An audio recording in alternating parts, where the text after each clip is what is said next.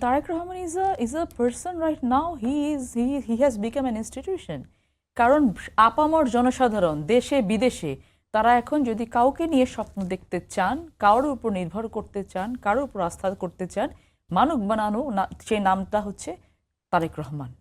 এবং এই মানুষটার দিকে তাকিয়েছে অনেক কিছু। আমরা সবাই মিলে তার প্রতি ভরসা করতে চাইছি। কি কারণে ভরসা করতে চাইছি? আমাদের দেশটাকে টেনে তুলতে হবে। We need a leadership. বাংলাদেশে কোনো লিডারশিপ নেই। সো এই লিডারশিপের জায়গা থেকে আপনি সেকেন্ড আরেকটা আমাদেরকে চেহারাকে দেখান যার সর্বজন একটি গ্রহণযোগ্যতা আছে। তো উনাকে দেশে আসতে না দেওয়াটাই হচ্ছে অনেকের রাজনীতি, তো অনেক দলের রাজনীতি।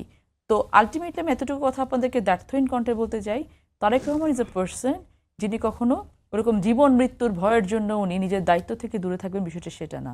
উনি যথাসময়ে 25 তারিখে ইনশাল্লাহ দেশে ফিরবেন এবং উনি দেশে ফেরার সাথে সাথে দেশের পুরো বাতাস চেঞ্জ হয়ে যাবে ইনশাল্লাহ।